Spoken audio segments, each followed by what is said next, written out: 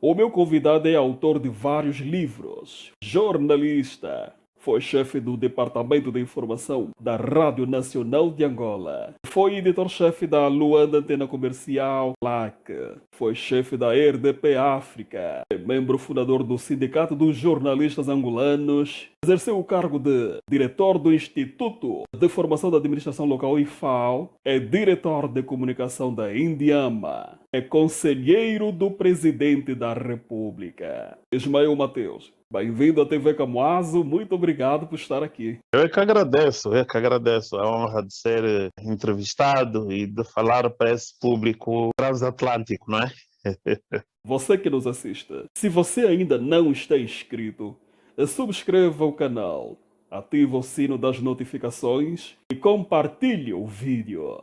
Meu nome é Camoaso II, o primeiro jornalista cego diplomado de Angola. E então, como tem passado? Como está a saúde? Vamos indo, devagar, porque naturalmente isso que a gente vai ficando mais velho, vamos tendo também já algumas mazelas, mas estamos aqui, estamos firmes. Mas está jovem ainda, pá. Tem muita contribuição ainda para dar, tem muito a nos ensinar e muita contribuição para dar para o país. Sério. Vamos. Você já fez muito o que eu estou aqui a fazer, entrevistas. Sim, já fiz algumas. Algumas. O real destaque. Um bocado de tudo, né? Eu tenho já mais de 40 anos de profissão, então já tive presidentes, ministros, e no fundo esta é que é a riqueza do jornalismo. O jornalismo nos põe em contacto com os vários mundos, né? E obriga que o jornalista seja também um ser multifacetado, que tem que aprender a lidar com os vários mundos. E, portanto, tive essa sorte de ter entrevistado já muitos presidentes. Estou na lista dos poucos que entrevistou o presidente Eduardo Santos. Mas é Ah, poucos mesmo, porque Zé Eduardo Santos está na entrevista. sim. Maravilha, que bom. Ô, Ismael, quem é de fato jornalista? Porque parece que qualquer pessoa em Angola que detém o microfone na mão apresenta-se como jornalista. Muita gente trata de matérias informativas, apresentam jornal, pessoas que fazem publicidade, fazem política, ao mesmo tempo dizem que é jornalista, ou dono de canal de televisão, locutor. Quem é verdadeiramente jornalista, né? Ismael Mateus? esse é um problema sério, já leva alguns anos. Foi já objeto, inclusive, de abordagem do ponto de vista da legislação. Ou seja, hoje nós decidimos transformar o Estatuto de Jornalista em lei. E, portanto, já há 7 anos que o Estatuto de Jornalista é uma lei, realmente uma definição de quem é jornalista. A questão é que, apesar disso, ninguém cumpre. Ninguém cumpre, por um lado, porque não havia ainda uma comissão da carteira a quem cabia fazer cumprir isso, mas, por outro lado, porque há também uma certa cumplicidade dos órgãos, sobretudo dos órgãos públicos e das direções dos órgãos privados. Primeiro, pagam um pouco essas pessoas, pagam mal, mas para compensar isso, fecham os olhos ao fato dessas pessoas irem depois aumentar o seu poder financeiro com Outras atividades que são atividades. incompatíveis, exatamente, que são incompatíveis com a profissão. Mas e a carteira profissional que habilita o exercício do jornalismo? Infelizmente, não tem havido ainda um processo de instalação plena da Comissão da Carteira e não está a haver uma atitude de fiscalização. E, portanto, tem apresentadores de noticiários que depois fazem publicidade, de pessoas que apresentam programas informativos, mas que são assessores de instituições públicas, ou até de pessoas que são apresentadores de programa informativo e dentro do próprio programa fazem publicidade, sem a devida margem do anúncio da publicidade. E, portanto, isso é uma confusão geral. Infelizmente, apesar das mudanças em termos de lei e em termos de criação também da Comissão da Carteira, ainda não conseguimos resolver em definitivo Mas eu acho que neste momento o facto disso estar a acontecer tem mais a ver com as cumplicidades, com as comadres que se juntam para fechar os olhos a isso. Maravilha. Fora da mídia, hoje qualquer um difunde informação. A internet se tornou a disseminação de coisas boas, mas também desinformações, as fake news. Entretanto, do ponto de vista positivo, a internet trouxe coisas importantes, como a descentralização do poder jornalístico. Porque antes os jornalistas detinham a exclusividade, as novidades. Hoje, na era tecnológica, qualquer cidadão pode ser um colaborador de informação. Aconteceu o fato onde ele está, toma nota, fotografa, divulga. Até aí é admissível, não? Isso até aí é aceitável. A questão começa quando depois entra o jornalista. O jornalista não pode funcionar com essas regras. O jornalista tem necessariamente que funcionar com as regras tradicionais, com os princípios deontológicos, os princípios éticos da sua profissão. Ou seja, não basta ver e publicar informação, é preciso checar informação, é preciso exercer o contraditório, essas coisas todas que é preciso. Portanto, a diferença está exatamente aí. E a garantia de sobrevivência do jornalismo está exatamente aí. O cidadão tem o direito de pegar informação e divulgar na sua página. Isso não é jornalismo, isso é veiculação de informação, é interesse geral. Ok, vamos chamar os nomes que quisermos. Começa a ser jornalismo quando isso é feito com regras, com princípios de uma profissão, quando isso é feito com profissionalismo. E aí há obrigações, não é? Aí não é desculpável nem aceitável que alguém pegue uma informação que não confirme, que não cheque, que não verifique e divulgue. E por isso é que nós temos uma diferença também, ao nível dos veículos. O cidadão que veicula a sua informação, veicula no seu espaço pessoal, não é? O jornalista veicula num órgão que pode ser de internet, ou que pode ser gráfico, televisivo, enfim. Se o jornalismo não garantir essa seriedade às suas fontes e aos seus leitores, aos seus ouvintes, aí então é que se descredibiliza completamente e fica igual às redes sociais. E aí não é esse fator de credibilização que o jornalismo ainda garante hoje. Essa é a grande diferença e que marca também a linha entre os jornalistas e os não jornalistas. Antes de prosseguir, eu tenho um recado para você que nos assiste. Você sabia que esse projeto é independente e que sobrevive de apoio de doadores? Graças a tais apoio, temos oferecido um leque de conteúdo para a nossa audiência. Apoie você também o nosso trabalho fazendo uma doação. Na descrição desse vídeo,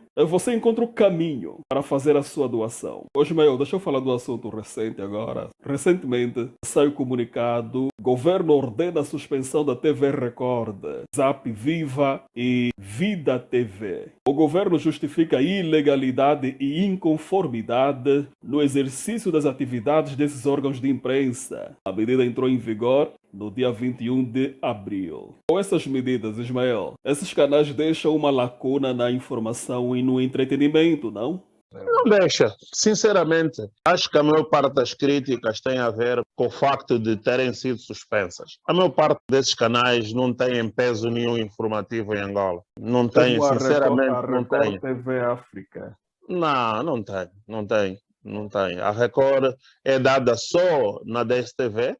Portanto, a DSTV, o principal servidor, o principal provedor é a Zap. Não é? E a diferença é muito grande entre os provedores, e a Record se é dada aí, e mesmo aí tenho dúvidas que tenha margens muito grandes de audiência. De qualquer modo, o problema não é a audiência, o problema é outro. O problema é se o governo fez bem ou fez mal em suspender. Ok, e fez bem ou fez mal? Ninguém abre uma televisão se não tiver cumprido as regras. Como é que esses canais funcionaram até hoje durante muito tempo? Sim, sim, e esse é que é o problema. Esse é que é o problema, não é? Na verdade, nós tivemos um período, e não foi só na área da televisão, tivemos um período do país em que as coisas aconteciam assim porque alguém mandava, não é? Havia um grupo de pessoas que tinham as suas relações e por via dessas relações as coisas aconteciam com lei ou sem lei. E toda a gente sabe que isso existiu nesse país. De repente, o governo decidiu pôr fim a isso. Uhum. E como é que você acha da maneira como o governo geriu a suspensão? Eu acho que podia ter gerido melhor esse processo. Podia ter dado mais tempo, podia ter feito anúncios, podia ter gerido melhor.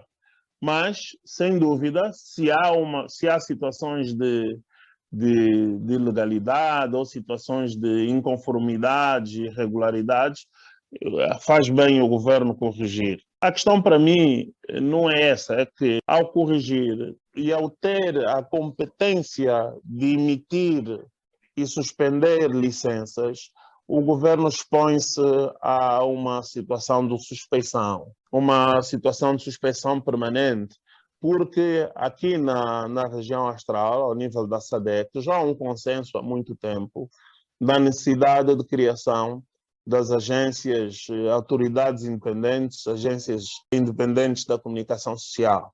Foi isso que inspirou a criação da própria ERCA aqui em Angola, Ok. não é?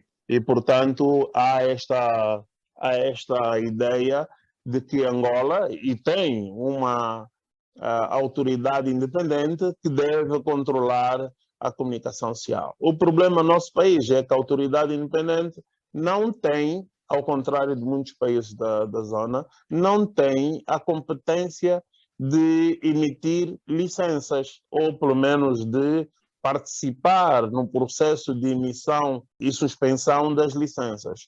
Ora, isso leva claramente a um problema de suspeição, porque sempre que se levanta um problema em relação a uma licença, as pessoas vão dizer que se trata de uma censura, de uma medida administrativa do governo para cercear a liberdade, De quando monopólio. se isso fosse feito, por uma autoridade independente, o governo não se expunha a isso. E, portanto, para mim, este é que é o problema. E que nós devíamos, eu tenho vários artigos escritos sobre isso, o governo devia rapidamente passar a competência da emissão de licenças, da cassação de licenças e tudo isso a uma autoridade independente, meu Deus. Uma autoridade verdadeiramente independente, com pessoas independentes, com pessoas que sejam construídas com um perfil diferente, e assim acabavam-se essas confusões e qualquer medida administrativa para regularizar não seria vista como essa discussão nacional que agora se fez da suspensão. Portanto, isso seria absolutamente normal num país normal, não é? Mas, infelizmente, essa competência continua do governo e, portanto, quem quer andar à chuva sujeita-se a isso. E, portanto, o governo, se não quiser isso, que tome uma medida mais profunda, mais reformista, que é passar essa competência para a agência, para a ERCA, que é a entidade reguladora da comunicação social. Regulador é isso, é regular, não é? Depois a principal competência ficar com o governo, quer dizer, aí fica difícil. Fica difícil. Osmael, tu defendes fortemente a independência e a autonomia editorial. Sim, claro. Por que até agora não temos órgãos de informação público independente? Isso é um problema sério. Nós não temos exatamente porque no nosso processo transitório a polarização ainda é muito evidente. E, portanto, é preciso não olhar apenas para o processo da imprensa pública, é preciso olhar para o conjunto da realidade da imprensa nacional. Claro que os órgãos têm realidades diferentes. Os órgãos públicos são constituídos com o nosso dinheiro e os órgãos privados são privados. Só que na nossa realidade, no nosso processo, porque tudo aqui é um processo, a lei permitiu, e é legal neste momento, que um partido político, força dos acordos do paz, tenha uma rádio. Foi um acordo político. E, na sequência disso, é legal que um partido político tenha uma rádio. Por força da nossa história, há rádios que são marcadamente relacionadas com pessoas que nós aqui chamamos de marimbondos, não é? Ou seja, são as pessoas que se enriqueceram no passado e que hoje são combatidos pelo atual presidente e que, por via disso, também utilizam os canais da rádio para fazerem uma certa oposição. Então, é olhando para esse quadro que o governo que é atacado nesses órgãos todos também se socorre do facto de gerir os órgãos públicos e tem um certo ascendente sobre os órgãos públicos. E, portanto, isso traz, ao nível da estrutura da própria sociedade, a popularização política. Então, você tem órgãos privados que são anti-governo e órgãos públicos que são pró-governo. Infelizmente é assim. E por isso é que era importante nós termos estruturas intermédias fortes para que nós pudéssemos, quer ao nível público, quer ao nível privado, colocar o problema da autonomia editorial. Portanto, o problema da autonomia editorial não é só dos órgãos públicos. Há o mesmo problema da autonomia editorial nos órgãos privados. Porque lá também, se um editor quiser entrevistar alguém do governo, não acontece isso. O contraditório também não acontece. E, portanto, não é tentar equiparar os problemas do órgão público, porque as responsabilidades são diferentes, mas do ponto de vista da abordagem, da análise do problema, é um problema bem maior do que os órgãos públicos, não é? É um problema muito maior, porque depois, no fundo, cada um usa os meios que tem à sua disposição. E a verdade é essa. Essa é a dimensão instrumental da comunicação social que nós vivemos aqui. Ainda sobre os órgãos públicos, como é que ficou o novo canal que estava para ser aberto, a TPE Notícias? Não foi para frente? Acho que continuam a trabalhar nos preparativos, não é? E até onde eu sei, vai ser colocado em marcha mesmo. Vai ser colocado, né? Eu tenho dúvidas quanto à eficácia disso, tenho dúvidas quanto à necessidade até de um canal desses, mas pronto, vamos ver. Eu li também na GOP, uma matéria de 2019, na qual você exortou os profissionais da comunicação social a apostarem mais no jornalismo de investigação para exercerem convenientemente o papel de vigilante no processo democrático do país. Nós, infelizmente, não fizemos essa discussão de modo aprofundado. A questão é, o país em si está na luta contra a corrupção. Qual é a contribuição que o jornalismo está a dar para a luta contra a corrupção? E essa contribuição devia ser muito importante com o jornalismo de investigação. Mas um jornalismo de investigação que exige mais rigor, que exige mais responsabilidade e que exige também mais credibilidade. Temos alguns casos bem-sucedidos, mas na maior parte das vezes é um jornalismo muito deficiente, com muitas debilidades, com muito ataque pessoal, com muita informação encomendada e, portanto, não temos ainda uma estrutura sólida ao nível da investigação. Eu acho que temos muito caminho para frente, pegarmos os bons exemplos e marchar, e obrigar os grandes órgãos a terem áreas de investigação, terem necessariamente áreas de investigação, porque os órgãos públicos não querem saber de áreas de investigação, não querem mesmo. E não se pode pedir isso aos privados, devia-se pedir aos órgãos públicos que têm essa responsabilidade e que podiam, se quisessem, fazer um trabalho para ajudar até o combate à corrupção, para ajudar a moralização da sociedade. São duas campanhas que acontecem aqui. Mas, infelizmente, ainda não chegamos a esse nível. E tenho muitas dúvidas que cheguemos se não dermos os primeiros passos, que não estão a ser dados. Porque não sei, não estou nada otimista em relação a isso. Uma vez mais, eu convido a você que ainda não está inscrito neste canal a subscrever o canal. Inscreva-se no canal, ativa o sino das notificações e compartilha também este vídeo. Ismael, eu gostaria de olhar um pouco para os assuntos que marcam a atualidade no país. Havia um compromisso de se fazer eleições autárquicas em 2020. O procedimento da aprovação das autarquias por consenso adotado pelos partidos na Assembleia. Eu recordo-me que na altura escreveste um artigo a elogiar precisamente este fato. Os passos de entendimento já foram dados ou precisamos ainda de muito diálogo honesto e elegante para que tenhamos eleições autárquicas? Está a haver esse entendimento. E ele, a determinada altura, estava bloqueado na questão do gradualismo, e por isso é que foi entendido que na revisão constitucional devia constar uma medida para desbloquear a questão do gradualismo. Mas os partidos mantêm a ideia, por consenso, chegarem a acordo em relação à lei de bases das autarquias. Eu penso que a ideia é válida e, sinceramente, tem faltado aos partidos angolanos uma certa capacidade de se abstraírem da luta política e chegarem a acordo em relação aos interesses do país nessa matéria. Portanto, os partidos não conseguem evitar uma discussão que tenha em atenção a vitória, a derrota, as conquistas, enfim, o jogo político. E, portanto, isso dificulta. Quando aquilo que eu acho que devia ser fundamental era chegarem rapidamente a acordo. Então, neste momento, vamos ver, com a revisão constitucional, a questão do gradualismo, quer o grande empecilho, quer o grande braço de ferro, desaparece.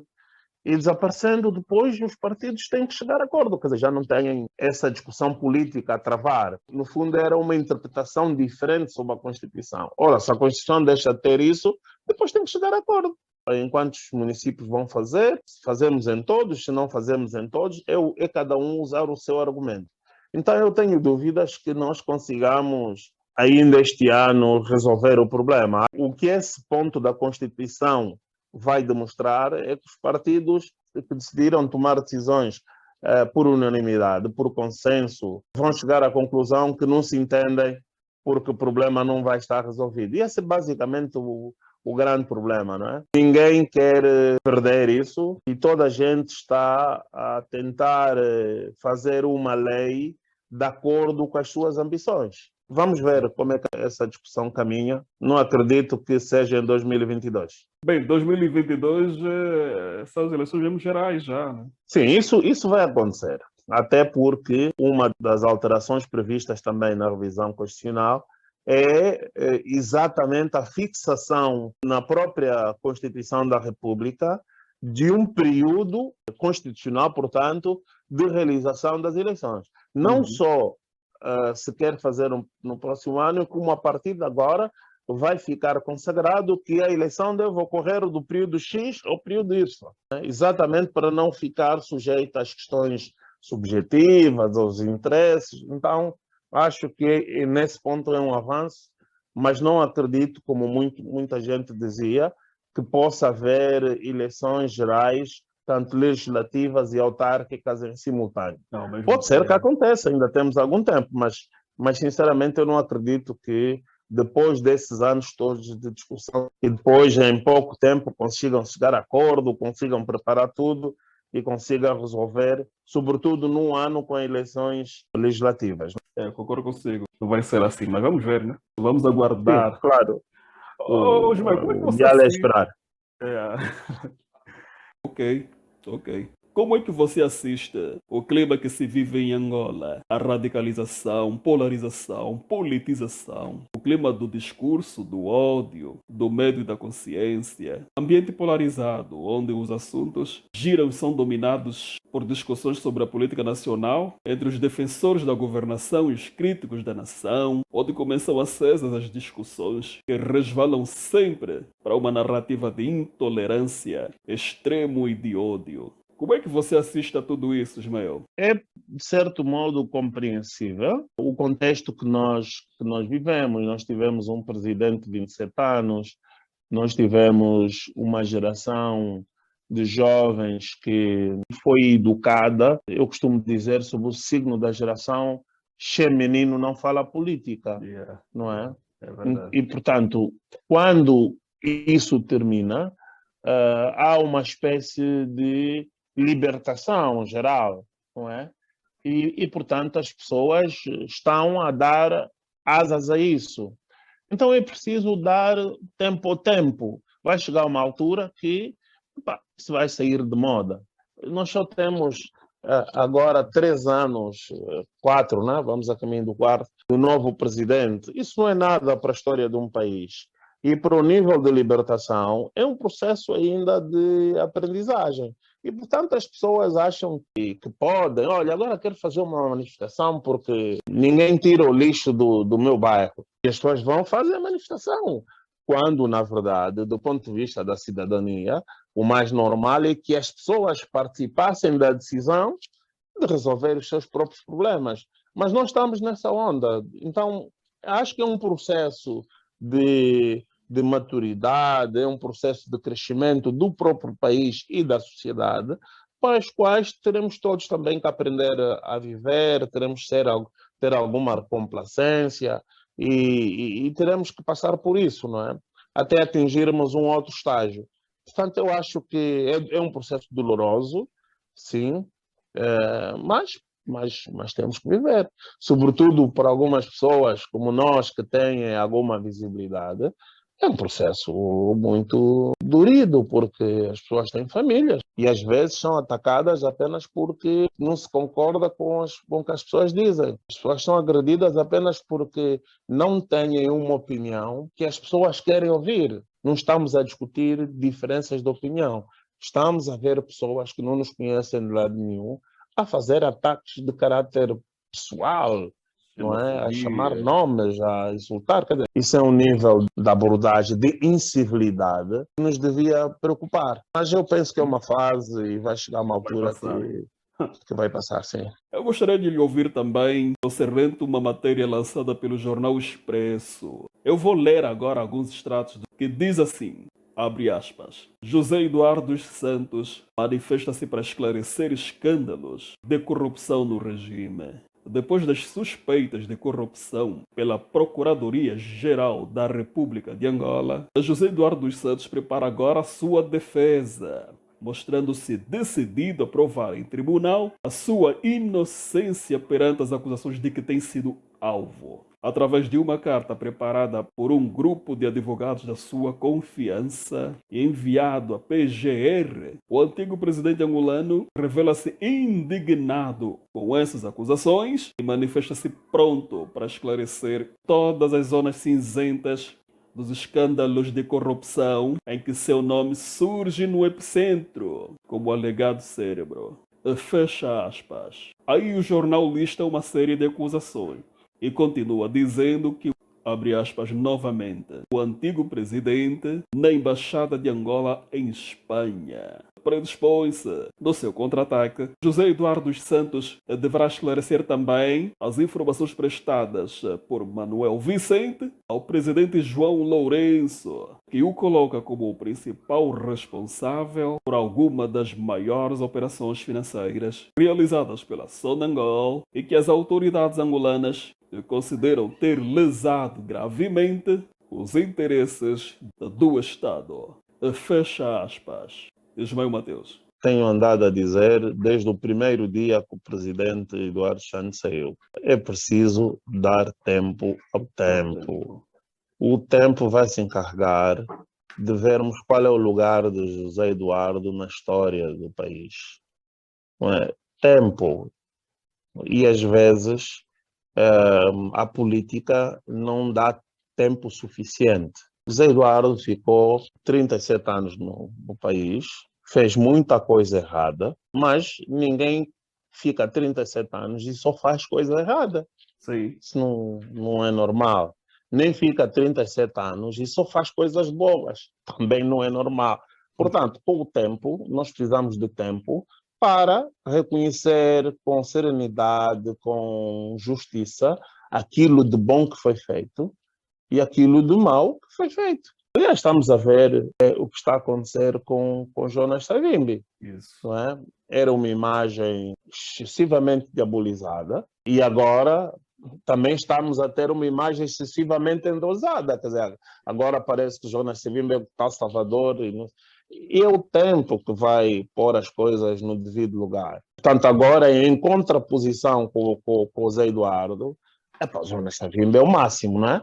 Todo mundo aparece, faz não sei o quê, faz elogios, e o homem virou quase um santo. Então, esse país precisa de tempo para depois olhar para os líderes com tranquilidade. Dou outro exemplo, Viriato da Cruz, que tinha desaparecido completamente da memória política, e o tempo está a repor. Hoje não há dúvidas que o Viriato foi o grande artífice da fundação do MPLA, não há dúvidas da dimensão do patriotismo do Viriato da Cruz. Ou seja, o tempo, a intervenção dos historiadores, o conhecimento dos feitos, com o tempo, sem essa avaliação precipitada, sem uma avaliação determinada pelos interesses do momento, vai levar a que nós compreendamos a dimensão dos erros e das coisas boas de José Eduardo.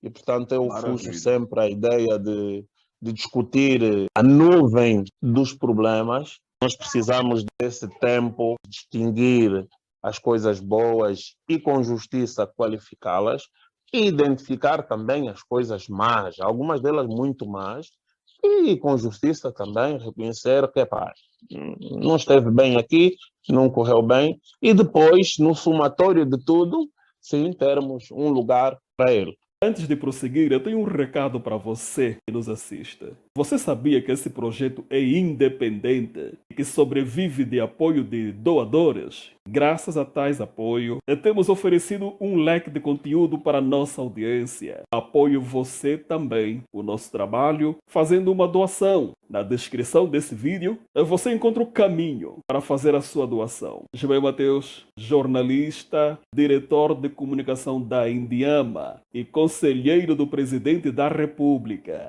Muito obrigado pela entrevista. Foi bom ter você aqui. Muito obrigado pela conversa, foi muito Eu é bom. que agradeço, irmão. Eu que agradeço. Aprendi. Disponha, Até disponha, mais. Tamuaso. Até a próxima. Bom trabalho, um abraço.